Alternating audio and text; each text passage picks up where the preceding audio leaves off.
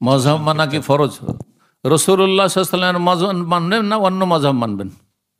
উত্তর, রাসূলুল্লাহ সাল্লাল্লাহু আলাইহি ওয়াসাল্লামের মজহাব একই, চারটি বলে গেছেন তিনি, যে তোমরা হানফি হইতে পারো, শাফি হইতে পারো, মালিকি হইতে পারো, হাম্বলি হইতে বলেছেন নাকি? তাই নবী সাল্লাল্লাহু আলাইহি ওয়াসাল্লাম বলেননি। তাহলে এইসব শাখা প্রশাখা কেন বের করতে গেলেন?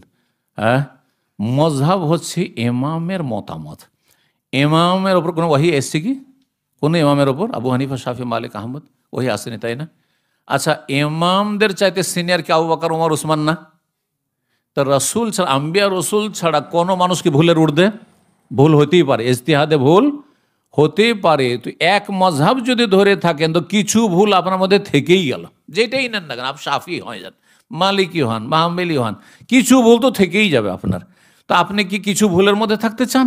আমার যুক্তিটা ভালো করে বুঝেন। জি, কখনো থাকতে চাইবেন না, বুঝলে?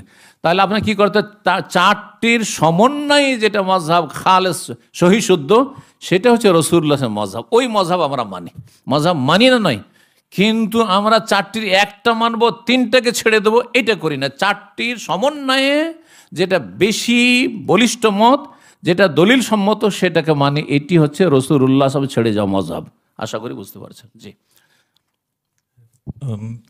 ফজর আসর এই দুইটা কিছু মসজিদে ফজর আসর দেরি করে, ফজর আসর দেরি করা অনুত্তম। ফজর আসর, ফজরকে আপনি ভোরের অন্ধকারে শুভ সাদেকের পরেই পড়েন, আপনি যখন নিশ্চিত হয়েছেন যে ফজর হয়ে গেছে, পড়ে নেন, এটি উত্তম ফর্সা করার চাইতে।